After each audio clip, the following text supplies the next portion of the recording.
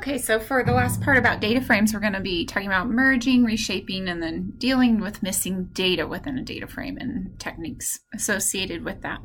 So there is a merge command within R, and it basically is pretty simple. It only will merge two data frames. So for example, here's two simple data frames, data 1, data 2. If we merge them, of course, the default merging variable here is going to be ID. It will automatically recognize the common variable, and since it's already sorted, which it doesn't actually have to be in R, but the merging happens quite automatically here. So this is kind of simplest case right here, to merge X and Y by ID. At times, though, our IDs will not perfectly match up like they do here. Okay, so here we have ID from 1 to 5, here from 4 to 8. So how would we do those merges? Well, we can run merge like this. Take a look at that and see what you get. Okay. Or we can add an option all equal true. So then run this line and see what you get.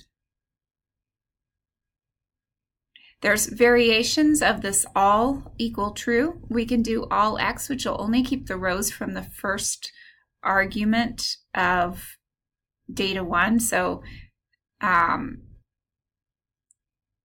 keeping just those ones from the particular that don't match up from data 1 versus all Y equal true, which will only keep those second ones that don't match up from data 2. Okay.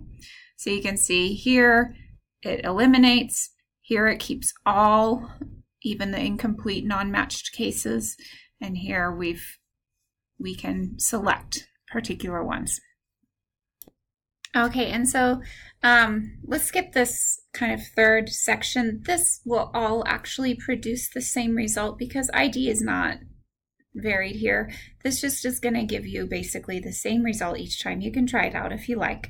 I'd rather skip to this bottom part where we look at if we have different names for our ID variable. Of course, we can go through and rename our columns within the data frame. That would be one route you could take, or you can just directly use these options, our arguments within the merge function, where we have by X and by Y that specifies our merging variable.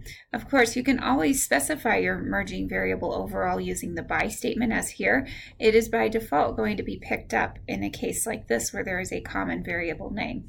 Of course, if we tried to merge these two, it would provide a problem because there is not a common variable name for that merging variable.